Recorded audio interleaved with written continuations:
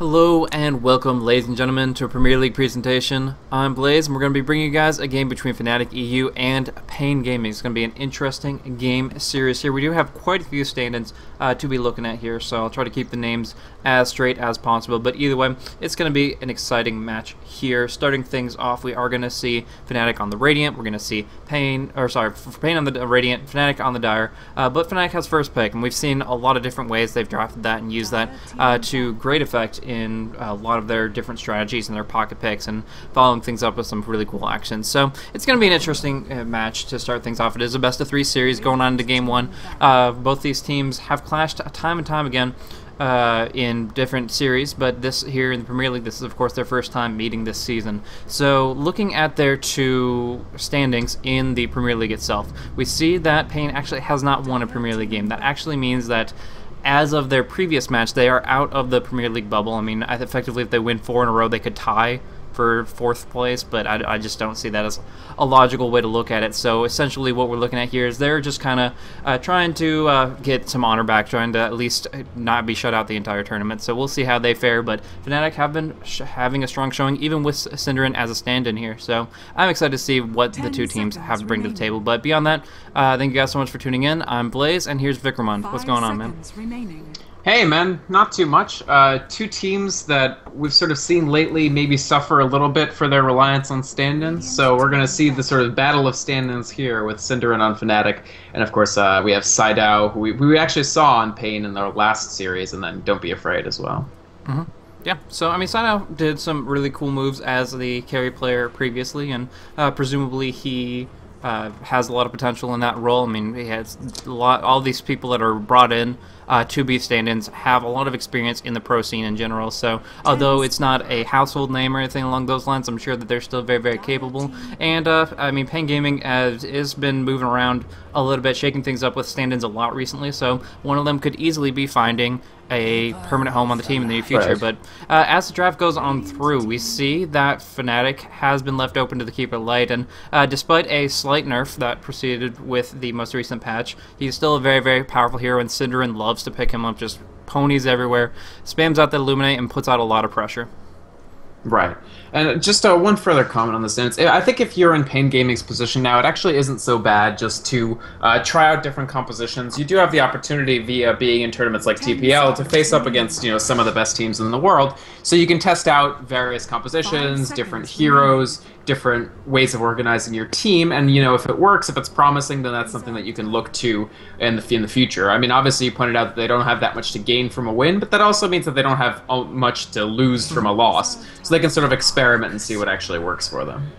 Which is interesting, and right off the bat, drafting up a Nyx Assassin and Darkseer combined together, it's a pretty interesting combo, what we're going to see, because there's a lot of potential for AoE disables. It's kind of like having a mini Tidehunter on your team, where you just get a big amount of stun, very, very based on them not having magic immunity, but when you get that damage on through, Nyx and Darkseer are both very, very high potential heroes.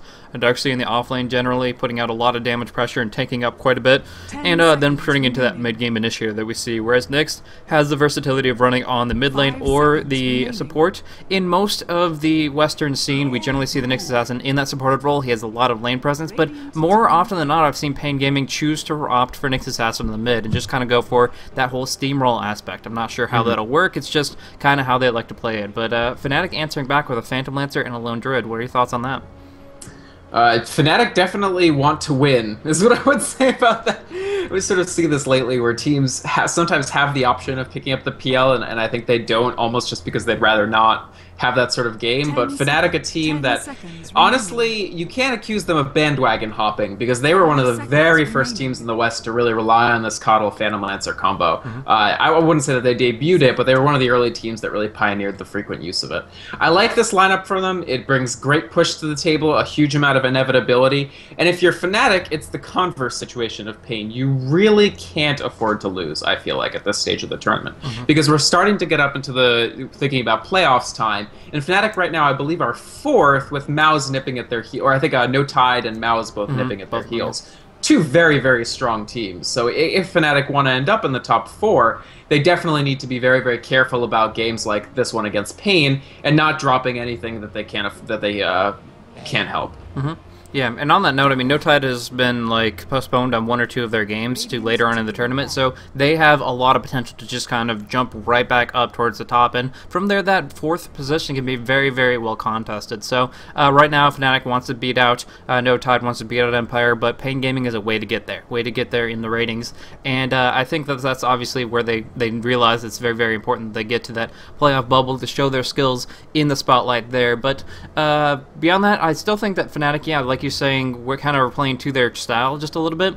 They've done this for a long time period, but although Phantom Lancer Keeper Late is very, very strong in lane, the Phantom Lancer is almost unstoppable as far as late game carry potential. One thing that I really like about their picks is it still is true to the nature of Rat Dota, where they jump around, they do these weird little split push things with Phantom Lancer, Lone Druid on one lane, Phantom Lancer on the other, and they always have the recall of the Keeper Light, so they can play around with this and put pressure on all the lanes with not as much danger coming on out, so that's going to be pretty interesting. Another thing I want to hit on is the fact that the Lone Druid players swapped multiple times over between Trixie and Hani over and over and over again, and No-Tail in his last interview actually gave us the aspect that it seems like Hani just always gets those first hit entangles. He gets them too often, so he's just too good of a Lone Druid player, and it's pretty much forcing Trixie into the mid lane role when that hero's picked up. I don't know, but he honestly, that was his sentiment, was it just seems like he's always where he needs to be to get those entangles off, and hey, that's what it's all about for the Druid. Other than that, still pushing pretty hardcore. But paiN answers back with a Bane pickup, a Brewmaster ban.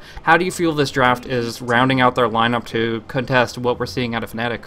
I would have actually liked to see maybe the Shadow Demon come out rather than the Bane. It's not that Bane is a bad hero, he's actually very, very strong, but I don't know that paiN will... It's very difficult to run an extremely ganky lineup, which is really what you want with Bane. You want to hit 6 or even hit like a couple levels in your your health leech. What's it called? Brain sap. Yes. There you go. And then you want to roam around and try to get those kills. But especially with something like a mid Nyx and the fact that their coordination is going to be difficult with these stand-ins, I would have maybe gone with a 3rd pick Shadow Demon to really have a consistent way of dealing with the Phantom Lancer late game from Shadow Demon, Darkseer, generate those illusions, and then look to maybe play a slightly more passive style, make sure you can counter push, get all those elements in place. Instead, what they get with the Bane is a much more ganky approach, but what they don't have is any sort of counter push, because of course Bane is one of the worst counter pushing heroes in the game. He has no AoE, his attack is really nothing to write home about, and consequently this Lone Druid Phantom Lancer are going to be able to pressure 2 lanes extremely effectively, as you pointed out, with the Keeper of the Light backup to bring them back for any sort of fight. So for paiN Gaming, the challenge now in the rest of the draft is going to be draft out some sort of composition that will give them the opportunity to generate a lot of kills on that PL and Lone Druid. If they can keep Fnatic down early, they'll be in good shape, but the game doesn't have to go 40 minutes for Fnatic to just roll over them. If they don't have too many deaths by like 20, 25 minutes, it's going to be very, very tough for paiN. Yeah, especially if they're getting tower bounty across the team. It adds up so very, very quickly. So I agree with your sentiment there. And yeah, with the Bane being completely incapable of counter push, as opposed to something like Jakiro, you get great single target lockdown, but you have to use it that way. So Nyx and Bane going to be having to be very, very active and destructive. We do see a Tidehunter pick, which is a little bit unorthodox considering this drafting styles of Fnatic up to this point, but it's a very, very solid hero that'll provide them that kind of frontline initiator, doing a lot of damage, breaking channels from Bane, counter-initiating on a Darkseer, just dealing a lot of damage, and it's very, very effective. I'm curious to see if Rubik is something that paiN wants to consider, if they are indeed running the Nyx mid, or if they're going to go for something completely different and just disregard that entirely. But one notion that I want to mention is, they go with the Gyrocopter, which is really, really powerful. You were talking about counter push. Flat Cannon, really great for that. I was also kind of thinking of a pocket pink of like a Tinker. If you want to be, you know, if you're getting pushed in on all sides, who better than the person that can bounce back and forth to the fountain, back to the lanes, and just drop all those marches to try to force down those illusions and really, really try to push things away. It could be pretty effective, but it has to be in the right hands. Right now, they feel much more comfortable with Gyrocopter, and I think that's a very solid pick as well. They could still take the Tinker, but I've watched a lot of paiN games that I've actually never seen them draft him, so maybe it's not. But then again, I mean, one of these newer players, maybe they specialize in Tinker and could deploy it. They do still have the option of picking up that Tinker, putting him mid, and then Nyx, Bane, Gyro, Tri-Lane. Sure. But I would be more expecting to see something like Nyx mid. And then Fnatic actually have the option of not drafting another mid hero and just putting something like the Lone Druid mid. We've seen them do that a couple times recently. So they could put Hani on the Lone Druid mid, Trixie on the Tide off, and then a Tri-Lane. They have several options that they can do. I mean, Yeah. again, these are pretty versatile lineups in the sense that they have, at least Fnatic has a variety of different things that they could run. Yeah, I personally prefer the Tide to be in a solo lane here because Keeper Light and Phantom Lancer don't really benefit that much from adding a Gush. They don't get that much more lane presence just from a little bit of extra slow damage, negative armor. I mean, they still have a huge amount of presence. They have a lot of potential, but it just doesn't seem like Tide Hunter would benefit a lot or even contribute a lot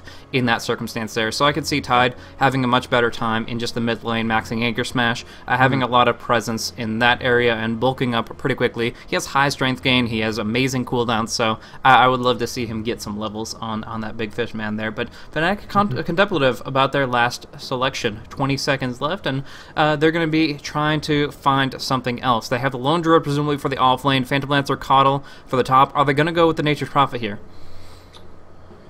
They certainly could. Nature's Prophet would relegate Tidehunter to a support role. So no, it is going to be a puck. So I like that a lot more, honestly. Well, I guess Tidehunter still ends up being support in this configuration. So Tide support, I agree with you. The Gush will be okay, honestly, because it does mean that the illusion generated by Spirit Lance does a little more damage, plus it slows people down so the Illuminate hits them. So that's still a fairly dangerous tri-lane that they can run. The issue, of course, is going to be getting levels for Tide, but I think they feel like with the addition of the puck, it actually already gives them enough AoE CC that it's not as critical for Tidehunter to get hit 6 very quickly. And paiN, I like the Rubik response too. Nyx is fine to go mid up against a puck, so that leaves them one more support space basically, and Rubik, of course, great against Tidehunter and puck. Most definitely. Let me, real quick, you can just go one more thought for that. I'm going to make sure that chat is moderated and all that. Sure. So, paiN, I do like the lineup that they've gone with here. Obviously, the Rubik pickup, I was worried that they wouldn't take it, so it's very good. They do like running Nyx Assassin mid. They've done that a lot in the past. Fnatic's lineup, however, just has a great deal of inevitability to it. And I fear that paiN have left themselves a pretty difficult task where Gyro can get kills, and Bane and Rubik can set up those kills. So if they manage to win their tri-lane, and if they especially manage to change that into maybe a roam, if they can get kills on Hani in the middle and keep his puck from hitting 6 quickly, or just, pound on him and just make sure that Nyx wins the lane, that's where paiN, I think, can sort of get an advantage that they can parlay into a win here.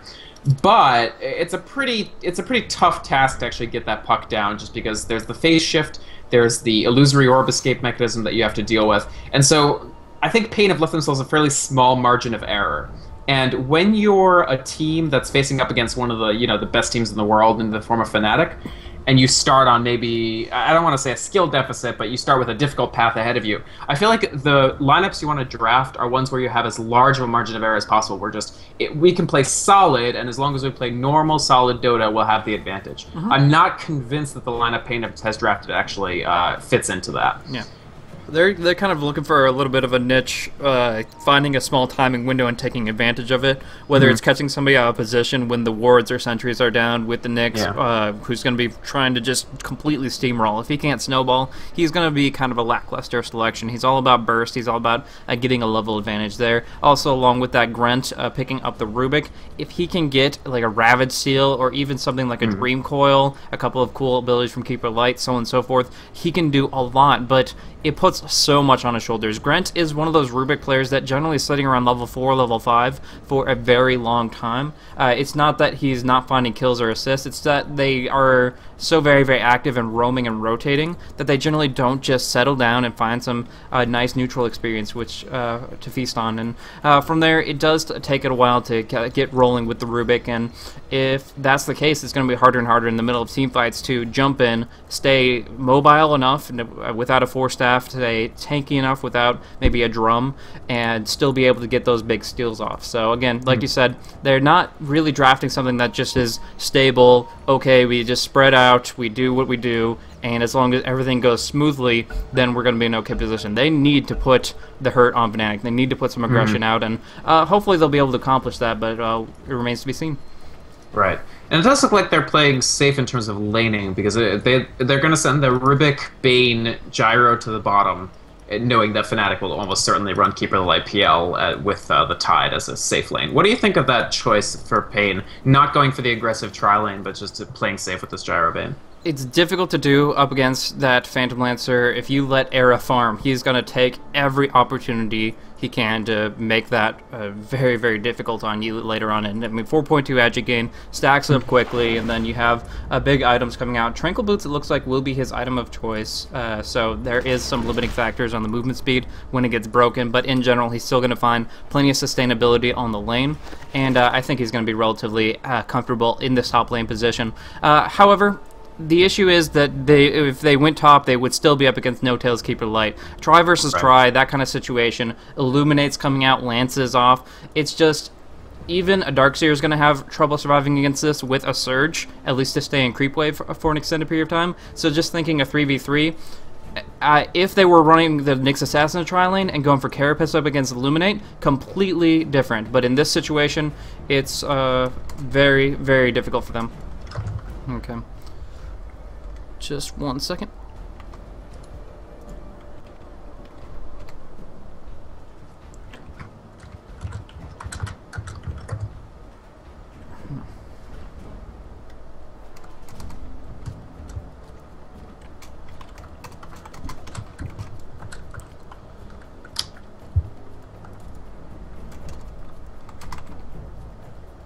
Okay, so we're going to go into a quick remake. Same draft. And we'll proceed from there. But looking at the lanes, yeah, we are going to see Era up top with No Tail, and that should be pretty interesting. But it also means that the Gyrocopter is going to get some farm himself. It's a little bit more stable in that regard.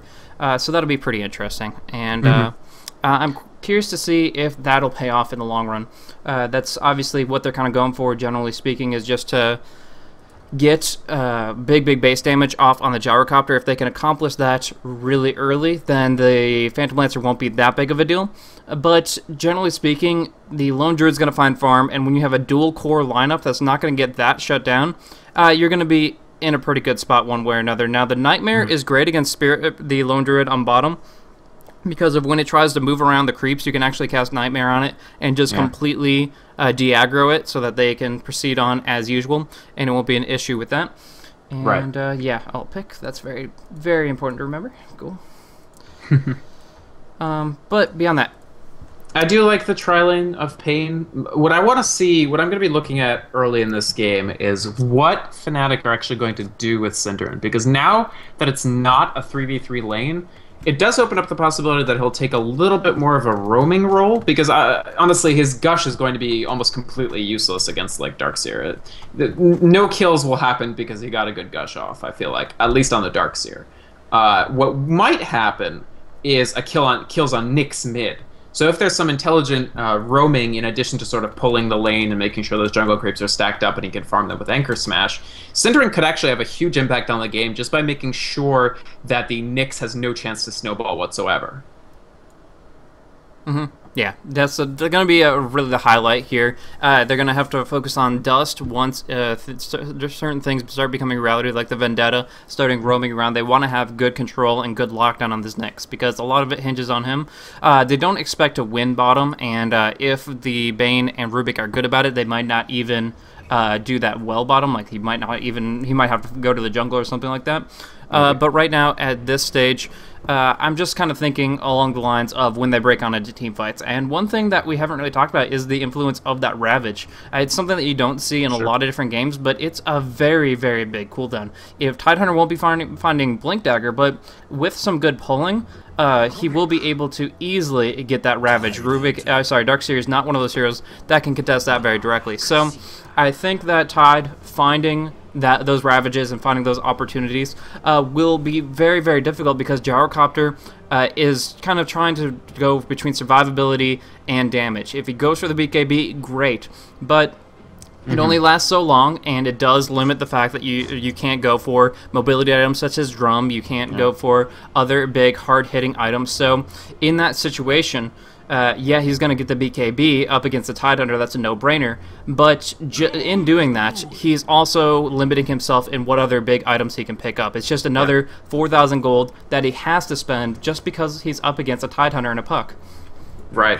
That's a great point because, of course, if you only have BKB at 20-ish minutes, once PL illusions are actually getting bigger and bigger, the whole point of the gyro against Phantom Lancer is that theoretically you have enough damage that you can just flat cannon away all the illusions. But if you're not building damage because you're always playing defensively, then you actually can't get the illusions down, and consequently you can't stop the push. I just worry that paiN... The earlier these towers start dropping for paiN, the more difficult of a position they're going to be in. And that's especially true if they start rotating heroes, including the Gyrocopter, to maybe deal with the tri-lane of Fnatic, or to roam into the middle, or to try to fight somewhere on Fnatic's turf. Trixie's on Lone Druid in this game. Trixie is going to feel no compunction whatsoever to just plow through these towers. And once Fnatic get these two outer bottom towers, paiN are in a lot of trouble, because it constricts the area Gyrocopter can farm substantially, and that means that he's not getting the money he needs to keep up with PL. Yeah. So they have to make sure that they have the anti-push, and they're always keeping track of where the Lone Druid is, where the Phantom Lancer is, and what towers are in trouble. Now, what do you think about these boots first on Grent? Rubik does have mobility issues nowadays, so starting off with 340 base MS with these boots is going to be really nice for him, but it's a big, big thing to commit this early on. They still have their ward in the lane, they're going to have one on the rune, but they risk different things like sentry wards. They risk having issues along those lines that they can't really work very well, and in pulling and things along those lines, and the bear is going to be messing with things a lot too, so it just feels like the support is going to be deprived very, very much of gold, and it's great to have it now, but playing that selfishly, I guess you could call it, is going to limit them in potential for later on, making sure that the carry is farming very, very nicely. Saidao only sitting on a Wraith Band and a Tango. It allows, however, a couple of different things that I do like about this. We do see a dual mid, actually a lot of damage onto, he immediately skills up the Carapace and will be able to disengage from that, but it's still a lot of damage right off. I love the Illuminate, I love the Gush to set it up, and yeah, Mino is going to have a little bit more pressure between him and Hani. But what I was saying about the Rubik, there's two things that I do like about it, is the fact that that allows Grant to roam much more actively, because he's not just like slow as a slug. He's able to jump in, put some damage into mid, maybe even get a telekinesis off on a puck, which is easier said than done. So that could be very, very substantial. But there was one other point. There's really not any contest down on bottom. Saidao is actually going to be completely getting free farm, not even up against a Lone Druid, and from there the support's contribution might be a little bit less relevant.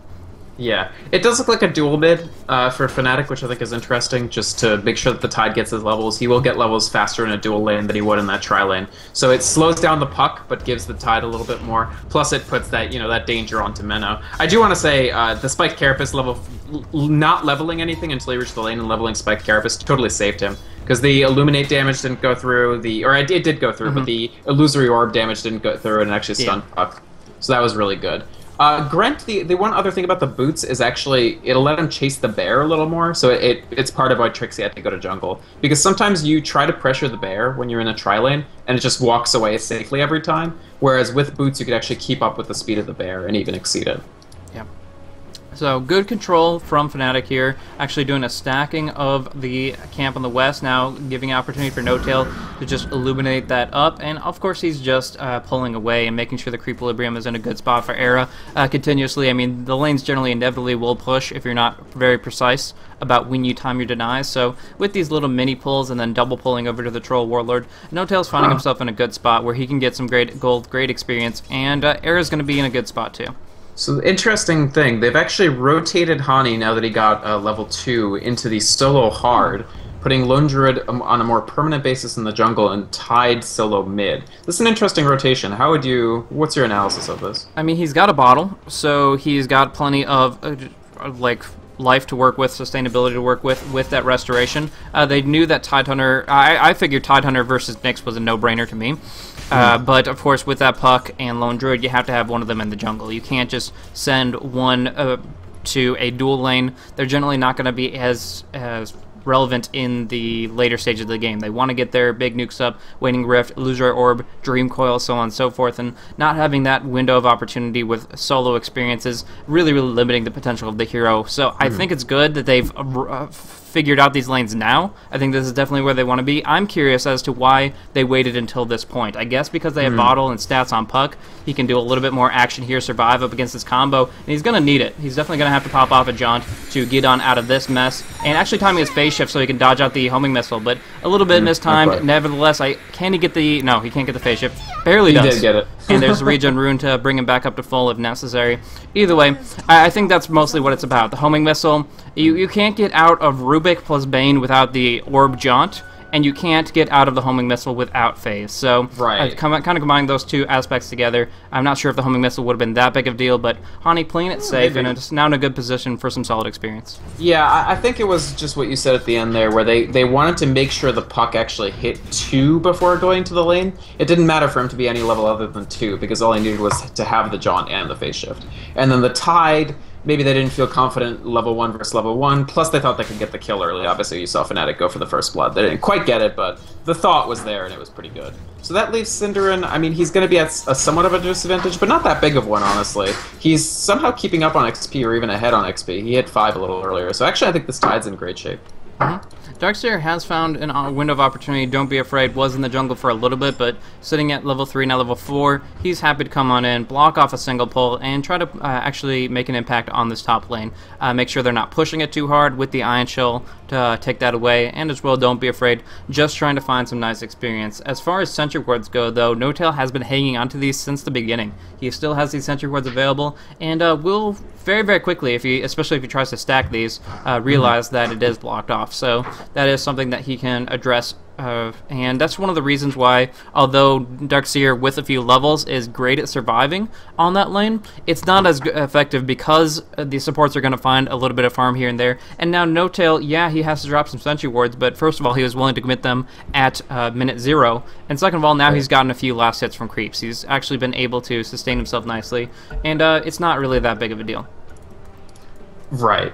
Now, what do you think? So we see Trixie actually getting pretty decent XP, and in fact, in general, I think Fnatic are doing quite well in terms of getting levels on their heroes, even with the rotation, even with the non-traditional lanes at the beginning. What do you think Trixie's plan here is going to be? Is he going to go straight Midas, or what do you think he will see? It's difficult. I mean, he obviously went with the standard Lone Druid starting items, and in this position, he's pretty much just gotten free farm non-stop. So it's not as good experience-wise as it could be in the lane, but he is getting that gold, and as you mentioned, that's something that he can jump up quickly with Midas or something along those lines, because the bear does a heck of a lot of damage. Level 4, going to be level 5 in a moment, and yeah, he can farm up nicely about a 9-minute Midas, maybe even a little bit prior, since he's saving up so much gold. And the reason I think Midas is the right course of action is because of the fact that danger to Hani on bottom, actually. Oh, really? Yeah, he's kind of caught out in facing and jaunting down into the trees. He does not have he does have a TP scroll. He bought that actually very, very quickly, and he'll actually just jump on into the tier 1. So he finds a safe place, and from there he was in a bit of a mess, but they really only grant committing that telekinesis, I believe. I don't know what the spells they cast off, but either way, it's not enough to lock him down because Puck is so slippery, and Hani so very, very good at finding those safe places and opportunities in the trees, or just whatever. He sees it coming is pretty much what I'm coming down to. Exactly. Hani actually played very, very smart there, because even a mildly different approach would have lost, because paiN were pretty clever. They put out the homing missile, and then their plan was to force out the phase shift before the homing missile landed to make sure that it did actually land. The way that they were going to do this was to rotate paiN and Rubik all the way from behind Puck, so that when Puck started running north from the homing missile, they would immediately catch him out. But instead, Hani very smartly jukes into the trees here to break line of sight with the Rubik and paiN so that they can't land any spells on him, then phase shift and jaunts to avoid the homing missile down to the south. So very, very smart play from him. He could have easily died. I think a lot of Puck players would have died, but he played very smart and managed to stay alive. Yeah, just seeing what he needs coming, and that dire ward here helping out quite a bit. With that. Only been up for 35 seconds, so I'm not sure if that... I think he only just recently threw them one up there to make sure such things couldn't happen again, but yeah, just responding appropriately, and now getting is kind of a good understanding of what's going on here. Actually just clearing out some creeps, finding some extra experience, but he does lose his invis early and is now in a pretty bad spot. Without orb, they can do some damage here. It is a pretty short cooldown, so they're just going to send out some right clicks. I have brain zap, I presume, but actually not going to even be close enough for that here.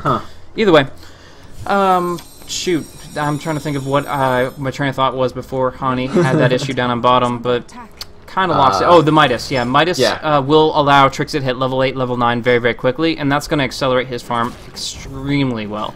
Getting a maxed out bear, maxed out synergy, or and maxed out, or just getting the point in the ultimate is going to set him up so that he can actually be prevalent in pushing down towers and damaging up the creep waves. We do see Hani in another cheeky little position here, and it looks like they might just pass right on by him. I mean, they can scout out this entire area, but it doesn't seem like it's going to be their intention. However, Hani has no vision. He's going to walk right into Grant, and there are going to be a couple auto attacks that are traded back and forth. But with the Bane's positioning, with Pada falling all the way back here, it's not going to be able to do anything more. So Puck is finding some experience, but yeah, it's just a little bit weird. They're trying to zone him, they're accomplishing that much, but as far as actually getting harassment kills, this is still a nearly full HP Puck with another bottle sip available. He's doing fine. Yeah, that was sort of an awkward situation because Rubik, of course, saw the puck. Puck was completely out of position, but there was no one to take advantage of it. So instead, it was just one of those awkward days at the office where you see somebody you don't like getting coffee, and you're getting coffee at the same time. So Rubik's just like, "Hey, man," and Puck's like, "Hey," and neither of them actually use any spells at all. They just sort of walk away very, very awkwardly. Nice, nice. That's pretty appropriate in these circumstances. But it's interesting. It's interesting. We do see FaZe come out for Gyrocopter. Do you think he's going to go for like a BKB rush from here, or maybe just like a Dominator or something to make sure he can keep up with farm? I think Dominator or something. I'm not sure if it'll actually be Dominator, if it'll be Fast Yasha or what have you, but I do think that this Gyro is going with a more aggressive route, because of course he's gotten the 4 points in Flak Cannon, which is the more I just want to deal big auto attack damage as early as possible build versus the max rocket barrage. Yeah. So I suspect that Psydow's goal is to try to just do lots of damage, which I like. But on the other hand, you do have this Tidehunter that's getting great levels mid. He's level 8 now, he has his Ravage. And this is bad for Hani, he doesn't get the jaunt. Oh, there is going to be the call down, the rocket, everything connects, and it's going to be first blood. They've been waiting for this for so long, trying and trying to get it, and finally they find the opportunity. I mean, Grant has freaking arcane boots, but I'm not sure. Yeah, Mino's transitioning down, knows that Synderen's in this position, and they want to maybe go aggressive on him. But Synd is already falling back, just dragging away that squid. Gonna be safe underneath the tower, and Mino wasting up his ultimate, unfortunately. But yeah, that is what they've been looking for. Grant and Hani seeing each other once more, but this time around it was Hani to contribute a little bit more with his abilities, but committing those cooldowns made him extremely vulnerable, and they had enough lockdown to follow that up. Yeah, he was just doing the... Hani was playing the Hannah Montana, like, hide-in-the-trees approach of off-lane, which in this case is smart, but he happened to get... They happened to find him, they happened to know where he was, and from there on in, once they... The thing about Bane Rubik against the Puck is if the Bane, like, leads with a Nightmare, you're fucked, basically. Like, you can't get out of that in any way, shape, or form, because you can't phase shift out, and other stuns are going to land on you in sequence while you die from it.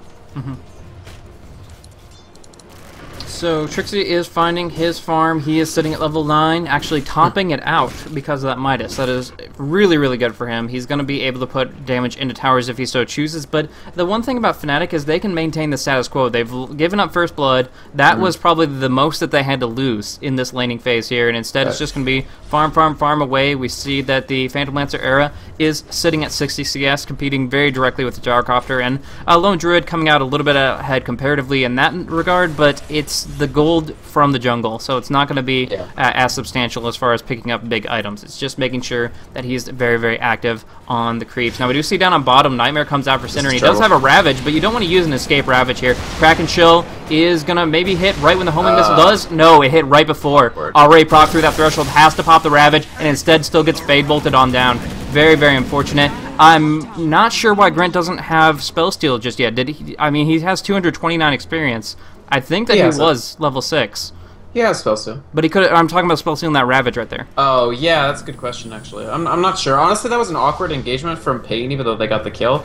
Trouble for Don't Be Afraid bottom. He's not so much, actually, because he went for the Doppelwalk instead of the Lance. The Lance would have done a huge burst of damage, and another weird play.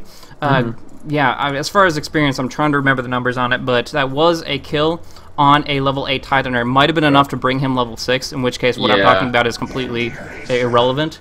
But if he did have the Spellstone and got that Ravage, that would be amazing for them. Oh yeah, no doubt about it. I mean, it's only level 1 Ravage, but still, I mean, if you can just have parity with what the Tidehunter has, that's an enormous amount to bring. And this big stacked camp, this is going to be a lot of gold for Gyro. He did actually go drums for that additional chase, and I think one more item, he might actually go for the BKB now. And now that I see the Akala and the drums, I think he might get BKB next. But once they get that, I think paiN are going to feel comfortable starting to peel this game open a bit and trying to really push and do a lot of damage.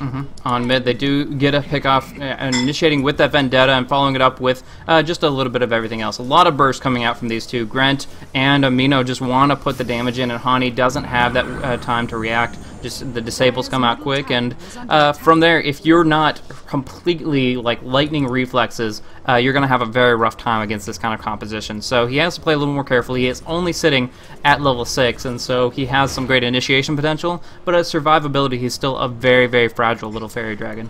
Definitely. It's interesting that before the game we were worried about whether Tidehunter would find his XP, but he's actually finding great levels. It's Puck now, who hasn't really contributed all that much. He didn't have quite as easy of a time in the hard lane, which we knew he wouldn't, but still. Trouble for Cinder? No, Grant won't actually chase this out. Sin knows that he's there, so he walks away. Yeah. Smart. But it's very, very difficult. We saw down on bottom that the big, giant behemoth of a Tidehunter, the Leviathan, can still fall. The Kraken Shell timing of it is actually extremely relevant. There is a pick-off onto Era here. They just bring him down too quickly. Mino, again, with that Vendetta gank, just using them back-to-back. He has got so much mana to work with here. I'm pretty impressed, but he was just recently back to base, so it's rather understandable. Is he going Force Staff? Or Dagon? Yeah, Dagon or Force Staff are the only two options there, and I'm not too sure. But down on bottom, Tidehunter does fall once more. Doesn't commit the Ravage this time around, but still just getting out of position. And as I was trying to say before, it is all about that Kraken Shell timing. Kraken Shell procs every 600 damage that you take, and dispels all disables, all debuffs on you, so you can still initiate very effectively or try to go on the run. But in this situation, if the disable comes out immediately after that damage is struck, he doesn't have that much HP to work with, and there's not really any more get out of jail free cards up in that deck. So we'll see. Honestly, Blaze, I think paiN are looking pretty good. They are developing the Nyx. I kind of like if he's going for Dagon, just because they do have to kind of play that, like we said before the game, to win this game, they have to be on the aggression pretty much the whole way through. And they have to make sure that they keep the PL and the Lone Druid from being able to generate any pushing pressure. And getting pickoffs with Dagon is definitely one way to do that if they can actually find the kills. So they've gone this sort of greedy route with their supports getting big, like, you know, the paiN only has... Down at bottom, you know, getting initiated on pretty hardcore. Hani gonna drop very, very quickly here. Synderen wants to make something happen, but he is telekinesis up in the air for just a moment. Mino not the target that they need to strike, and instead just gets mana burned and walks away. So finding another pick, just flanking on in. They did lose the baiN this time around, getting a little bit in over his head underneath the tier 1 tower, but in general they're still just trying to make kills happen and get a little bit more on the board for their entire team. And as long as they're winning fights up against a Tidehunter that has a Ravage, they gotta feel pretty good about these exchanges. Definitely, I think they're fine with trading baiN for Puck, because Puck is a little more critical to Fnatic's lineup than baiN is critical to paiN's lineup, honestly. The baiN's good, but he's not doing all that much. He's actually in trouble again. I don't know if he can actually survive against Aerosol here. They have to rotate more before this is going to work. Yeah, they should have TP'd a long time ago. They could have gone for a big Fiend's Grip, but I'm not sure if it's enough now. Trying to do a lot. He doesn't have Doppelwalk, a lot of damage, and yeah, they do get it. So they committed a lot of heroes here. 4 heroes, 3 TPs, but in the end they do bring him down and get the deny on the tower. Very, very big swing for paiN, but yeah, I was hoping their response would be quick, but the best part about that Fiend's Grip is if it's not interrupted, it's still a friggin' like 5-second channel. It's a very long duration, and you have plenty of time to work with, even with a little bit of a belated TP. Either way, they do get the pick on Era, and the big thing there was the fact that he had already used his Doppelwalk whilst under the tower, which obviously didn't provide him too much there. He wanted just the move speed to get him away fast enough, but it didn't. I mean, the great kill for paiN. Now, the problem is they do lose the tower. I'm going to stop you right there. Sorry, you're roboing really hard for some reason in Skype, so if you want to recall me real quick. Yeah. But we do see in mid a lot of damage coming out onto the tower. Actually on tier 1, going to drop much, much more swiftly, though. And Sin does have that haste bottle. That's a lot of potential for him to initiate long range very, very effectively here, because hey, just maximum movement speed, you're going to get in that position as if you had a blink dagger, and this could really, really spell disaster for paiN. Now they do have a Carapace into Rubik Spellsteal combo. We've seen that kind of like international too, but Sin pops off immediately. Stolen. Ren does pick up the Ravage, goes right back on Synderen, but him alone, he's going to be able to get down and out of there with haste. Barely surviving. Darkseer, not so fortunate. Pada does pop off the dust, trying to pursue Amino with that Vendetta, with the Iron Shield, doing a lot of damage here, and it looks like it might be enough to bring him down with this Impale, with the Mana Burn. They're going to finish him off, but they're going to pay for it. Hani and Synderen back in it. Oh, nice Carapace. And from there, he's going to try to TP, but no such luck with the Illuminate striking true. Grant not entangled up just yet, actually gets the telly on the bear, and I think they can, generally speaking, disengage from this position, but Sido actually going pretty aggressive. This could be really bad for him. Oh my gosh, no entangles. No Tail wasn't lying. Trixie cannot entangle for his life. Nice recall disjoint, but holy crap. Yeah. Like, there was a situation, I didn't even mention it, but up on top, Darkseer, back about, like, 5 minutes into the game, would have been the first blood, but he was able to surge out, 2 entangles, 2 right-clicks, didn't net the entangle, and in this situation, we just saw him attack, like, 4 or 5 times, and still not honing true. That is very, very unfortunate. And what are you doing? How can you be such a bad lone druid player to not get first hit entangles? I gotta say, even though they got a kill on PL, I didn't love what paiN were doing there. Sure, they clumped up, but they actually didn't get this mid-tower. And we talked before the game about how as soon as Fnatic start getting these outer towers down, it really constricts paiN's available space. So the fact that they didn't even get the tower trade, I don't love. It might have been nicer for them to try to counteract that push bottom. But they're still doing well. I mean, they're up on kills. Gyrocopter is working on his BKB. How close is he? Very close, actually. He only needs the recipe, and he's actually already committed about 1,000 gold to that. So if he gets this BKB and they start stealing Ravage just like this previous fight, I think that they're going to be able to accomplish a lot. But one thing I got to say about that last fight, like you said, they got something out of it, but it could have been more. Either way, Grent in that position, he was so happy to get Ravage that the second that he gets it, he walks in and pops it off on one big Tidehunter. I mean, that's nice. It's nice steal. It's a nice cooldown, but you can get even better Ravage off. Now, DC Tide, Kraken chilling out, but no, Telekinesis follows up, and he's going to get dropped. But yeah, no, I feel like that Rubik Ravage, just waiting 2 or 3 more seconds, could have been much more immense. Definitely, but no, they still have it. I think he'll get 1 more cast out of it if they use it in the next like 40 seconds or so. So that might be a good opportunity for them, which they need honestly, because this lone druid is Fnatic are developing 2 heroes very quickly. The PL and the lone druid. PL has Yasha. He's going to have Diffusal relatively soon. Lone druid, he's building towards Armlet on the bear. Is he actually done with the Armlet? No, but he'll be done very, very soon. So paiN need to leverage the fact that Gyrocopter is going to have his BKB and do something with it, because otherwise they're just going to continue falling behind on golden experience. Like, even though they're up 9-3 in kills, Fnatic are getting the balance of the farm, and that's going to be problematic when we go to the next 10-ish or so minutes of the game.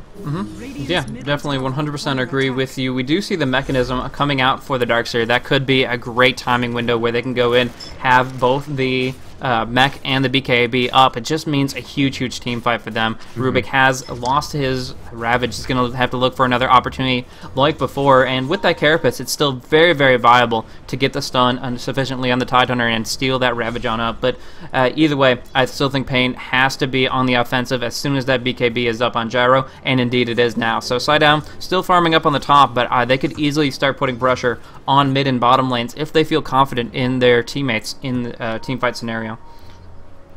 Right. I definitely think, like you said, paiN need to go on the offensive. There's still 2 tier 1 towers up for Fnatic. I don't like this. paiN really have to make sure that they push through these towers one way or another. I think, honestly, assuming Rubik gets a pretty good steal, it doesn't necessarily have to be Ravage, but it would certainly help if it were. But as long as that happens, I feel like paiN have the balance of the team fights right now, especially with this BKB Gyro. There are mechanisms on both sides now. No Tail's getting his delivered, but just based on the BKB, based on the damage, I think paiN should be able to take a team fight, and if they can, they definitely need to. Like, it's not an option for them. They must push through. They have to get these tier 1 towers down. Seize some form of map control and use that to sort of push forward. Yeah.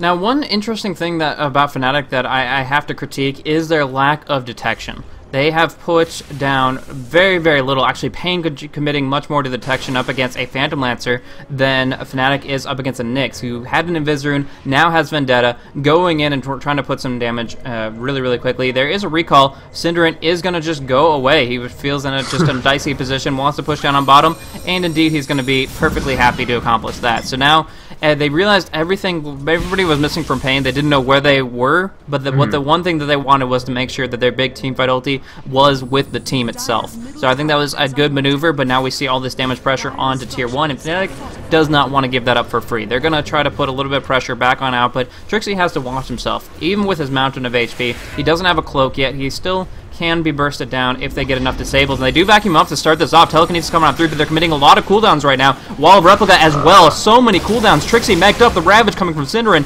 Big damage going across, but Gred forced Nice. in. Big Ravage trying to finish off Trixie. I believe he will. One more right click, the flat cannon gets it. No Tail gonna drop as well, looking for Cinderin. Gonna be able to finish it off for a 3-0 swing. And what I thought was a bit of overcommit for paiN Gaming turns into a 3-0 because Fnatic tried to accomplish something, but Grant, despite playing support Rubik, I talked about him playing selfishly, and in this case, so great with that 4-staff pickup. He's been farming crazy for a support. 240 GPM, perfectly fine. And generally speaking, you don't want that much money on one individual that can't scale, but in this situation, he has more initiation potential than Cinderin, and again, the Ravage is stolen.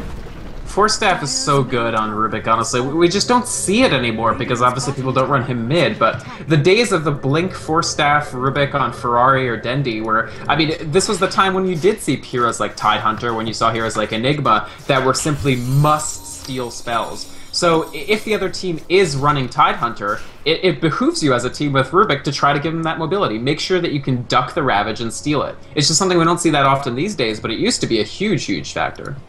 And I think a very large part of that is the kills and assists that Rubik has been able to find. But paiN Gaming has been on top of the kill board for pretty much the entire game, and that has set it up so that Rubik, being a very deciding factor in a lot of these kills, cleaning up nice with Fade Bolt, has been able to get a big initiation on them. So they have the mechanism, they have the BKB, they have a Dagon up on Nyx, they have the 4-staff for Rubik. They have so much potential to take this 5 versus 5, go for solo picks with the Nyx. They have control of the map, and that's something that Fnatic does not want to be the case. I mean, they still have carries, they still have late game potential, they still can play some rat Dota and really sock it to paiN, but right now it feels like paiN have completely different control. Actually, Cinderin getting a lot of damage, and with the Dagon, with the last right click, Mino has enough to burst him down. Yeah, that's a mid Tidehunter. He has a strength gain of 3.0, and yet here's a Nyx Assassin walking up, delivering that right click, and, you know, when that snowball gets rolling that hard, it's very hard to stop it.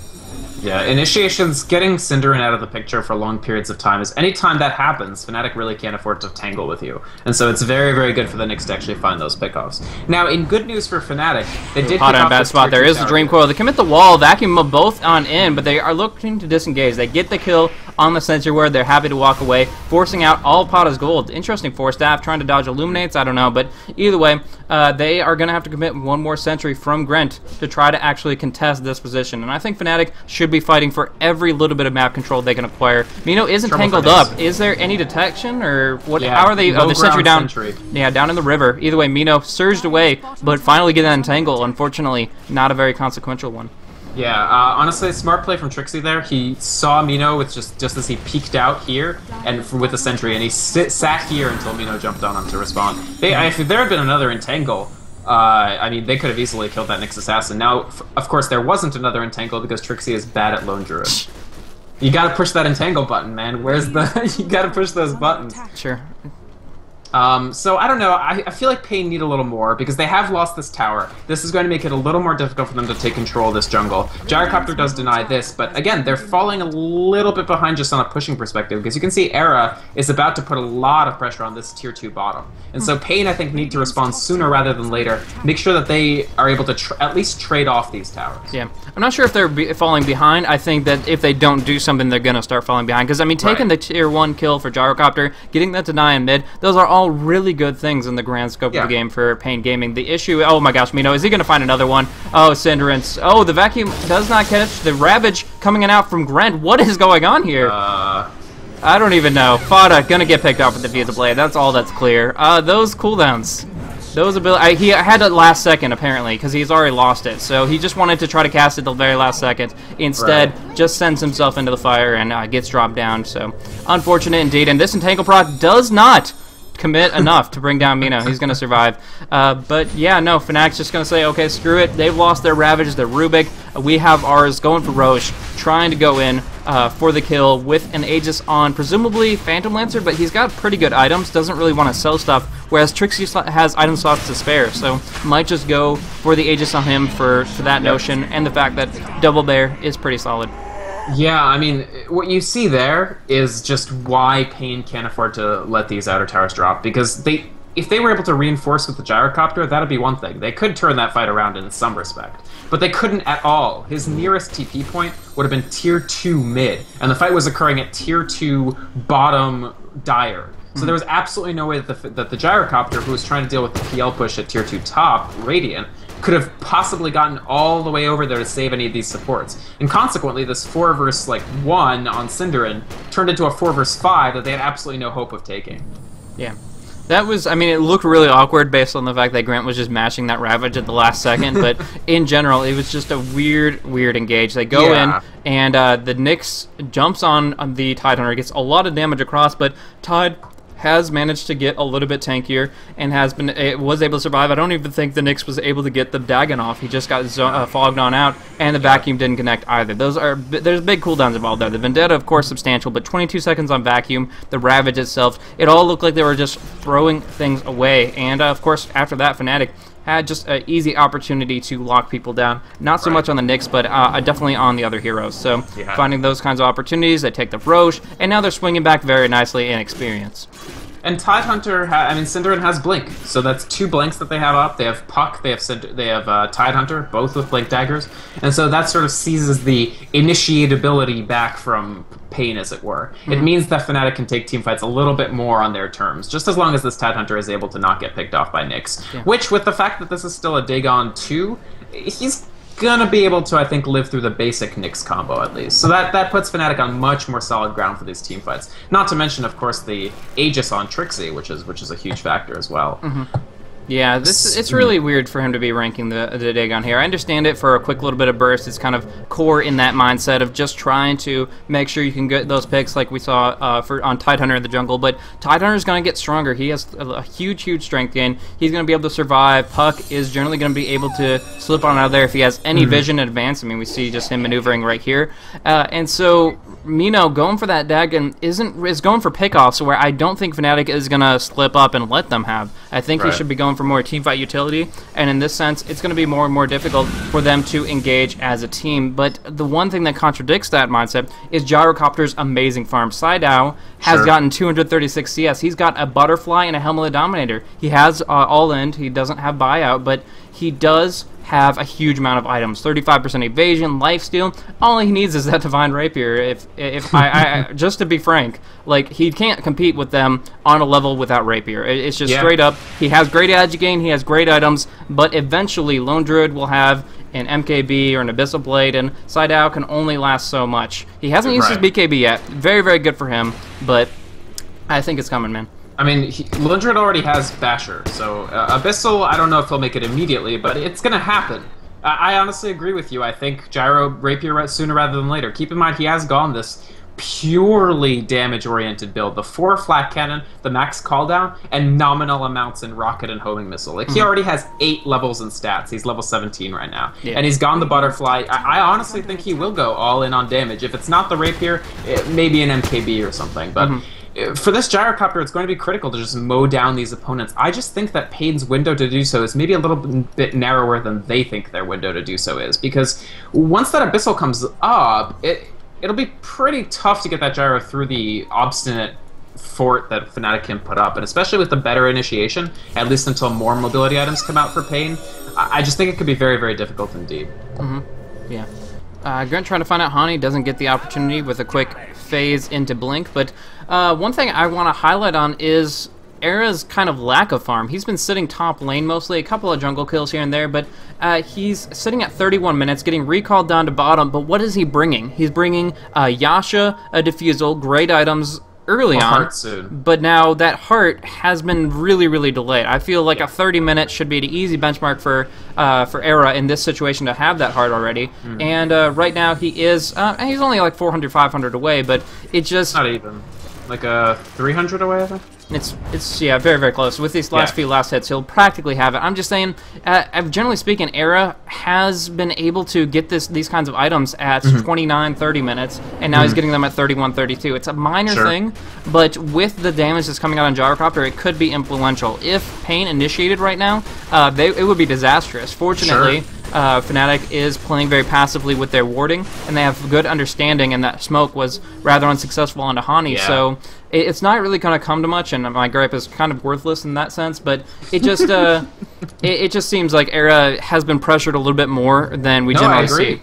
It's rare that we... The thing about PL is he's pretty freaking hard to gank as far as carries go, and to get 3 kills on him is pretty good by paiN. Honestly, I feel like they've played a great game overall. They've gotten the kills, they've played smart, they've made some good builds, like the greedy Rubik build to make sure that he gets those Ravage steals. I really, really like it.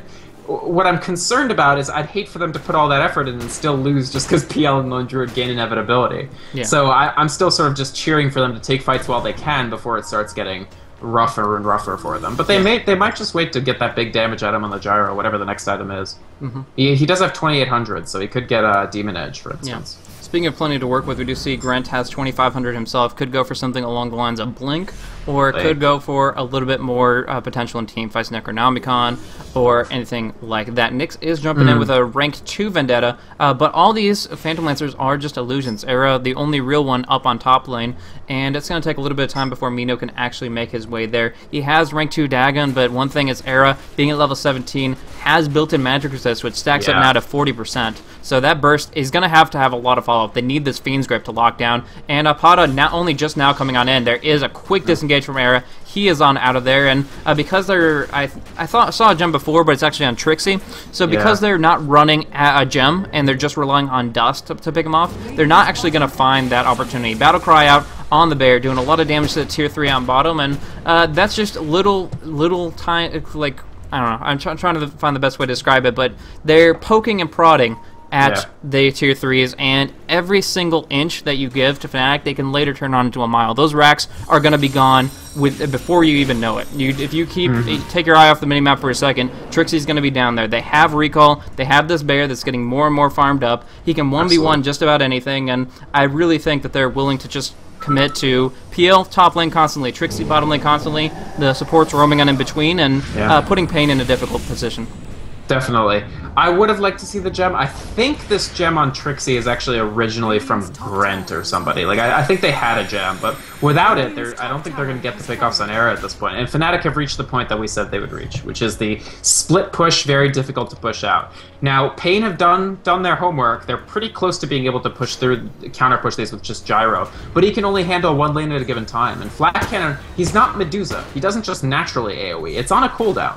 So he has to sort of rotate between these two lanes to try to make sure that this counter push happens. And the tier 3 bottom is going to go down probably sooner rather than later, honestly. Yeah, dropping very, very low, very, very quickly. 230 HP, that's not much to work with at all. Like 3 bear right clicks and suddenly that thing is just completely toast. The bear is not doing the best, but with this recall play, he can pretty much just return the bear whenever he feels comfortable with it, whenever it's at a good HP threshold. So just playing like that, a simple TP scroll is all they need to do stuff like that, and that's going to keep the pressure rolling. One thing I do like, though, this Nyx is preventing No-Tail from continuously doing Illuminate sieges. He actually has to wait for the creep wave to come outside the base before he can actually cast it, otherwise the Nyx Assassin is going to be right there to force him back over and over. Definitely. So Fnatic's game plan at this point, I think, is extremely simple. There is literally no reason whatsoever for Fnatic to do anything except just push these lanes. They're actually going to bring Era because this tower is so low that they're going to go for the kill right now, at least on the racks. They're on open ground now. As soon as they go up the steps, they're going to go in 5 versus 5, and they just have to watch this Rubik. Make sure Grant doesn't get that Ravage, and other than that, they will be in a good spot. We do see Gyrocopter has something on... No, it's just a TP scroll. He has 4,600 saved up, but it's nothing big just yet. And we're waiting for that small, tiny frame where he can pick up that big item, and it's still 4,700. He's saving hardcore. He's very, very close. He's going to do buyback until he gets to rapier money, and then buy the rapier and not have buyback, I think. Yeah, because for now it's better to have buyback until he can save for the full rapier. Because the full rapier is a big advantage over just the Sacred Relic or something. There's no point in just buying the Sacred Relic and not having buyback, because it's not nearly enough damage. Yeah. So, weird little pickups from a lot of different supports. We see a Dagon up on Hani for a little bit of extra burst here and there.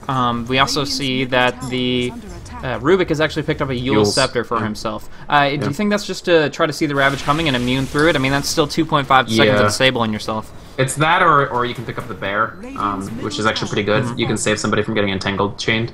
But I think mostly it's good on yourself. Now that they don't have open ground to play on, it's much harder for him to Force Staff out of that Ravage range. So also Force Staff just doesn't move you that far. But once if Tidehunter Ravages on the high ground, Rubik can try to Yules through it and counter Ravage, which I like the Yules pickup, honestly. It gives him a little bit more mobility as well. The issue is still, this Dagon, it sure seems pointless now, right? Like in the ganking phase, it was like, oh yeah, Dagon, that'll get you kills, but it got him 1 kill. Yeah.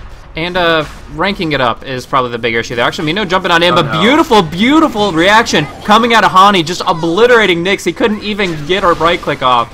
Just too much coming out. The Ravage goes across. Darkseer has to get a beautiful wall. They do get the Grant steal off on it. Pipe is up as well. A lot of damage coming out. Side out, delivering it to Trixie, who is stuck in that Fiend's Grip, at least until Bane falls. Now looking for more. There is a Yule's up on the Rubik Era, trying to just DPS down, but Side out competing tit for tat, bringing him down easily.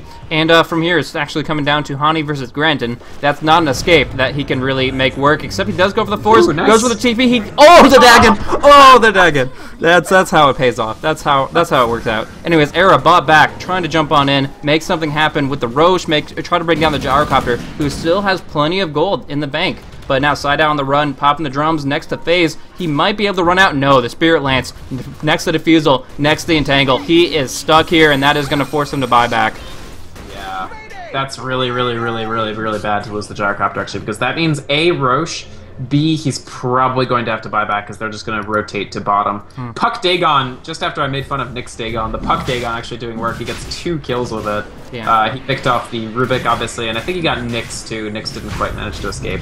So just a bad initiation from paiN there. After so many good initiations, to have one that bad at this delicate moment is... I mean, they have a gem. They've had a gem for a long time. No Tail bought that, like, ages ago.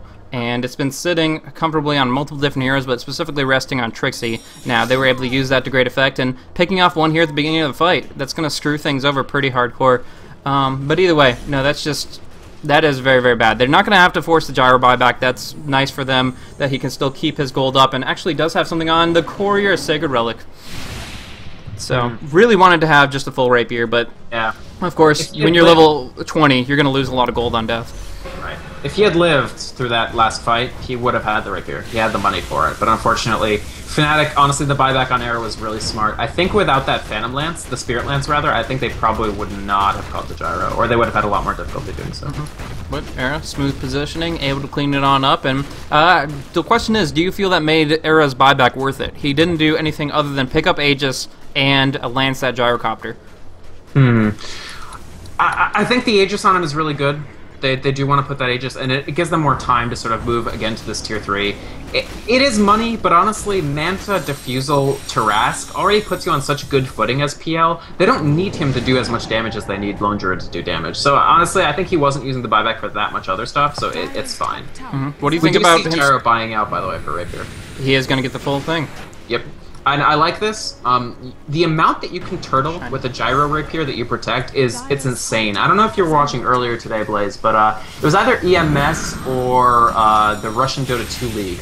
But Roxkiss were down 5 Raxes, but they had a Gyro with Rapier, and Maus were up 50,000 gold, and it took them like 30 minutes to end it. So hopefully that won't happen in this game, but... Yeah.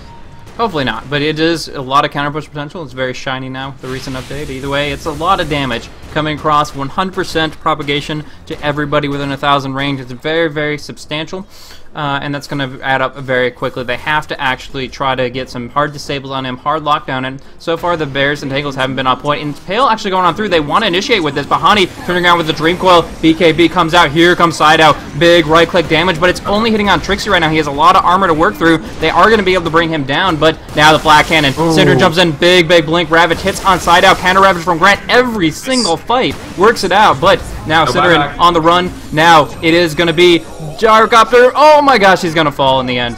Oh, that's too much. And without any buyback, that's pretty much it. The Divine Rapier goes to, actually, goes to the Darkseer. It does actually sneak out with that one, but 73 seconds, it's a little bit too long. And it's just not going to pan out in this situation. Honestly, paiN, they played so well, but it's just that when you're playing with people that you don't know as well as your regular team, it just sometimes you don't get that coordination. Like, they needed pitch-perfect coordination in these team fights. It was smart for them to push out, because otherwise they'd be split-pushed to death. Like, they needed to push and fight Fnatic on the low ground. I understand that completely. But for the second fight in a row, the Nyx Assassin drops within, like, a second, and he doesn't get those impales off. He doesn't get the mana burn. He doesn't even get the Dagon, for that matter. Not that it's that consequential, but it's not nothing. And just the lack of being able to keep those supports alive, which I feel like stems from a lack of just practice teamfight coordination, meant that the Gyrocopter had to foot the bill himself, and he just couldn't. He didn't have long enough BKB to ensure that Synderen didn't ravage him. He didn't have enough damage to ensure that he could kill Trixie fast enough. And just...